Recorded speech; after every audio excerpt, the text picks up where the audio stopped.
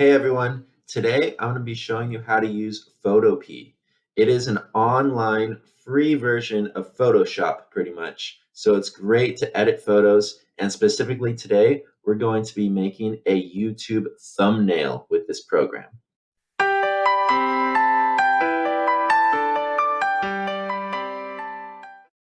All right, so let's get started. The very first thing we need to do is create a new project.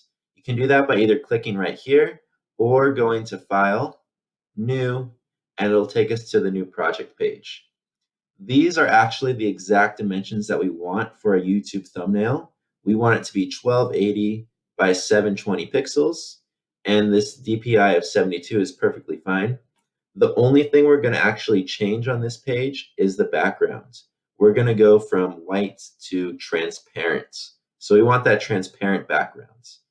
And let's click Create, and here we go. Now, the easiest way to get started on this is actually going to Google Images and searching for backgrounds with those dimensions.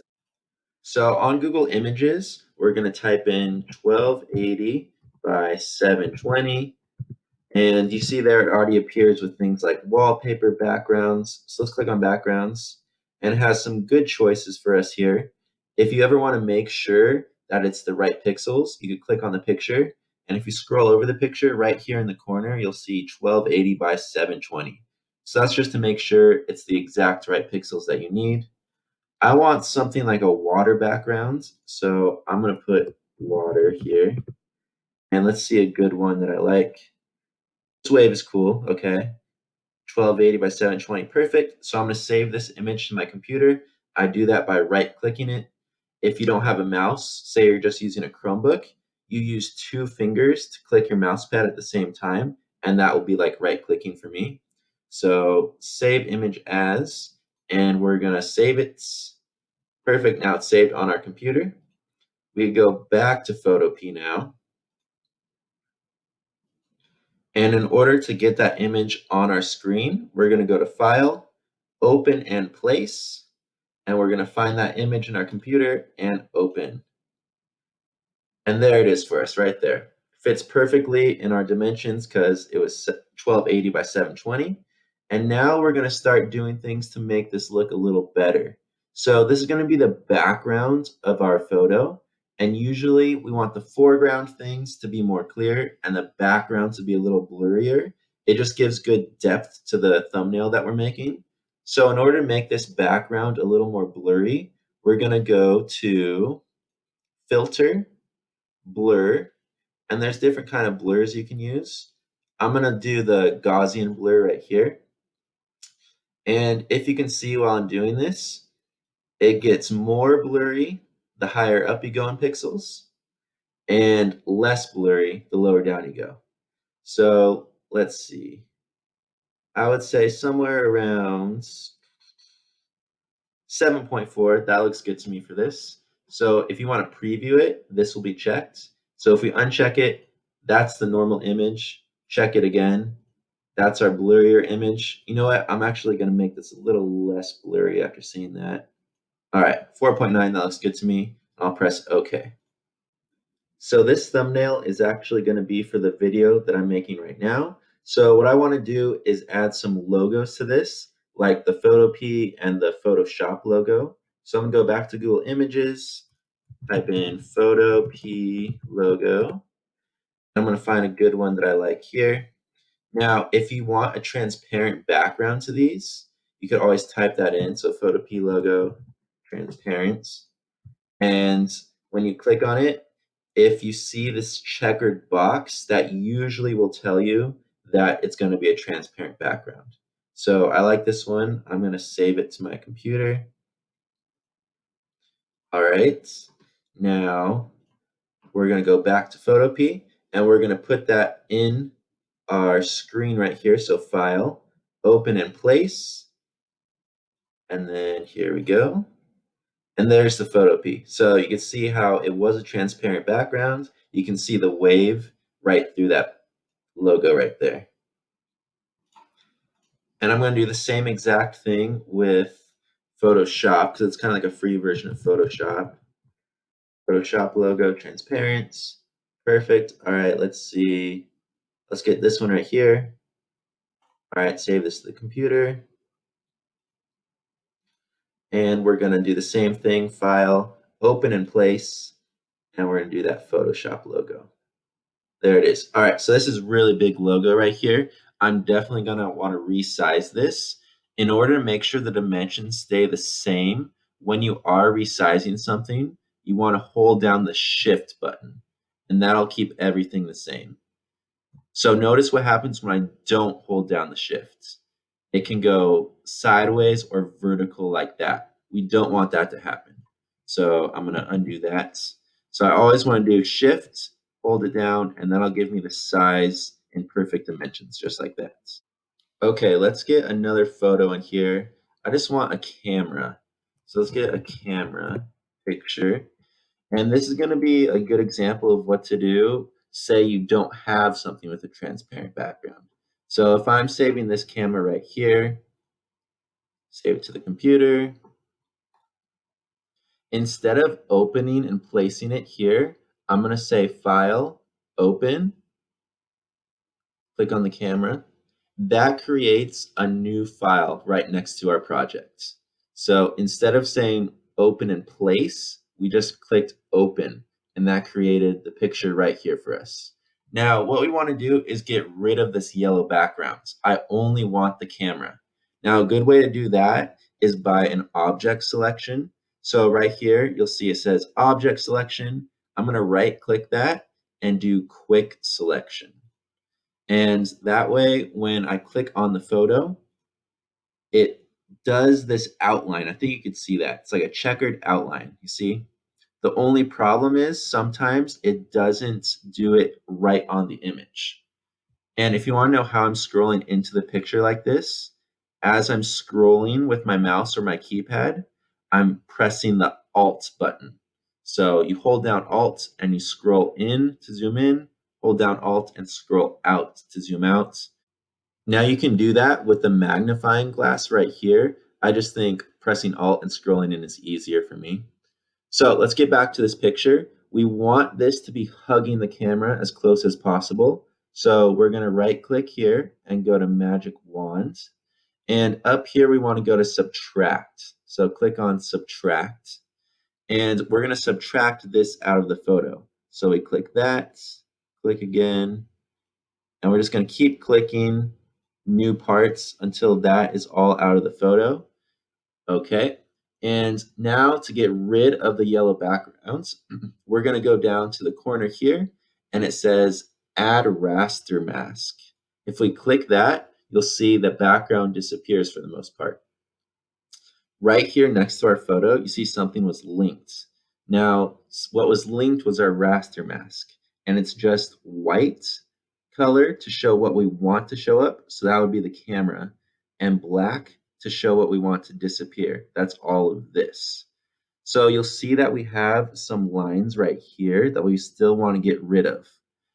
If it looks good for you right now, you always want to double check. To double check, an easy way to do that, we're going to double click on our photo right here and our layer style appears. Click on stroke. That red color, because that's our color of the stroke, shows exactly where the outline of our photo is. And you can see there's obviously things that we need to get rid of there. So we're just going to keep that up for now to show us where we need to get rid of. And if we want to continue on with this raster color style, black is what's going to disappear and white is what's going to show up. So here are your colors. This one is already set at black, so that's perfect. I want my second color to be set up as white, so I could go back and forth. So we're going to click on black and we want to click on the paintbrush, okay? So we're on black with the paintbrush, and here is the size of the paintbrush. I'm going to have it go up a little bit more, even more than that. All right, perfect. So you see how when I try to paint over that, nothing's happening? That's because we selected our image right now. We need to be in the selection of the raster, the black and white, in order for it to disappear when it becomes black, just like that. All right, so I finished painting that black and you see our finished product. The red is only outlining the photo now. So in our actual thumbnail, I don't want that red to be outlining it. So I'm gonna double click on our photo again and we're gonna undo the stroke there, press OK, and that's perfect. Now we just have our photo. All right, so we're gonna save this to our computer. So File, Export as PNG, Save. Perfect. So now it's stored on our computer. So I'm going to go back to New Project, and we're going to go File, Open and Place, and we're going to click on that picture without the background. And there it is. Perfect. So from here, we can resize it. Remember, hold down Shift as we resize it to keep its dimensions in a proper ratio. Perfect. Now, that was pretty easy because the background was all yellow when we started. But what if we had something a little more difficult? So I'm going to show you that. Go back to Google. I bet something like a puppy will be difficult with all that hair to get rid of the backgrounds.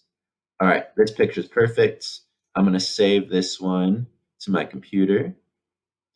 And we're going to go back to Photopea. Remember, if we're just opening a picture and we don't want it in our template here yet, we're going to go File and Open. Click our dog. And here it is. So we're going to do the exact same thing as last time and see what happens. So we're going to right click here to go to quick selection. And if I try to click on this dog, a little spot appeared right there. Maybe I'll click another spot. Now the whole picture practically appeared. So this object selection is not going to work because the fur is blending in so well with the carpet and the background here. So I'm going to show you a different way to do it. So we're going to be using the eraser tool, but first we need to get out of this quick selection. So if you see over here, this is what we've done so far. It's like our history. So if we click on open, that goes back to the beginning. So now we just have the picture there. Now I can click on my eraser tool and you'll see that when I erase something, it's just that transparent background now. Obviously, this is going to take a lot longer to do than the quick selection, but for hard pictures like this, it's just what you got to do.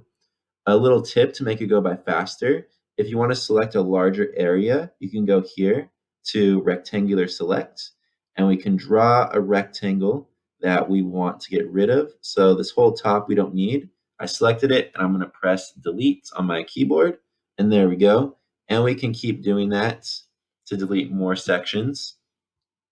If you need to go back to the eraser tool, you got to make sure you click out of this first. So just click outside of that rectangle and then go to the eraser again and it'll let you do it. If you don't do that, say I get rid of this rectangle, press delete, and then I try to go to my eraser right away, it's not going to let me erase. I always have to be in that tool and click out of it first before I go to the eraser. And just like the paintbrush, you can make this a bigger size too. So we make it that size, we erase more. You're probably going to have to zoom in and out of your picture to get it better.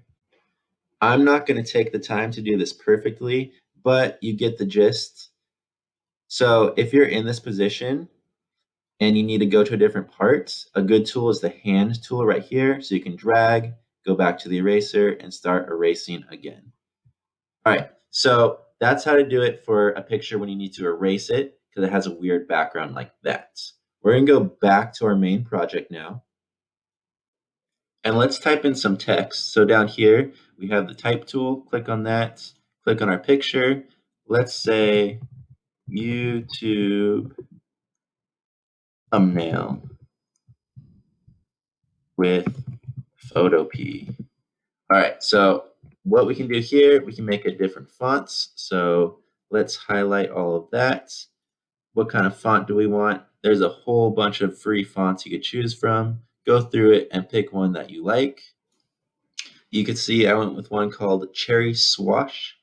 All right, and now let's make the size of this bigger. So size, we can make it big like that. What we can also do, remember, let's go to this click tool right here. If you hold down Shift, it'll create a bigger size with the same dimensions, the same ratio as before. So either way you could do it. Now, if you want to change the color of the text, you just have to click on the text tool again. You can do it by clicking here and going through these colors. Another way you can do it is double clicking over here to the layer style and something like color overlay. You click on that and you can choose different colors that way as well. What I want to do actually is make a different background color. I want it to be a similar green to this Photopea logo right here. So I'm actually going to add a rectangle, and I'm going to do that right about probably this whole distance. Now, automatically it's red. Let's change that. We're going to find a green that suits us. No, not that. We need a different color. So we have to click over here, go to overlay, color overlay, click there, and that will give us all of these options to go with. And this color is about as similar as I can make it, so that looks pretty similar to that right there. So I'm just going to press OK. Press OK again there, and there we have it. But notice that our text is gone. Why did it disappear? Well, it's just behind the rectangle. Over here on the side, these are all of the placements of every picture and text that you've done before. So you could just move these around. So if I drag this triangle below the text, now it's behind the text and that appears. If I want my Photopea to show up there, I find that one and I make that go above the rectangle as well, and there's the Photopea logo. Now, a good thing to do periodically is to scroll out. So remember, you can press Alt and then scroll out, and just get it to a smaller size. That might be what it looks like on a phone that someone's scrolling on YouTube, and you could barely read that text. So what I'm going to do now, I need to go back to that text. I'm going to click on it. I'm going to click on the text tool, and I need to make this bigger. So let's try to increase the pixel size this way, and that should be good. All right, so I'm going to click the move tool over here, and I'm going to move this to center it. It's a tiny bit big, so I'm going to say shift, and I'm going to decrease this size a little bit. It's right there. Go back to the move tool, and there, I think that's perfect. Now I'm going to click on the logo again, so our Photopea logo. I'm going to bring this down a little bit, right about there. That's perfect. Now earlier I got a little picture that said free, so I'm going to go File, Open and Place, and I'm going to place that free because it's like a free version of Photoshop. So I'm going to put that right on the Photoshop. So Shift, so our ratio stays the same for the dimensions. Free, and I want to move that so it's kind of like right above Photoshop, and let's put that over to this corner. All right, so find our Photoshop. That one is right there. We'll move it to this corner. I'm going to decrease the size of this one a little bit as well, just like that.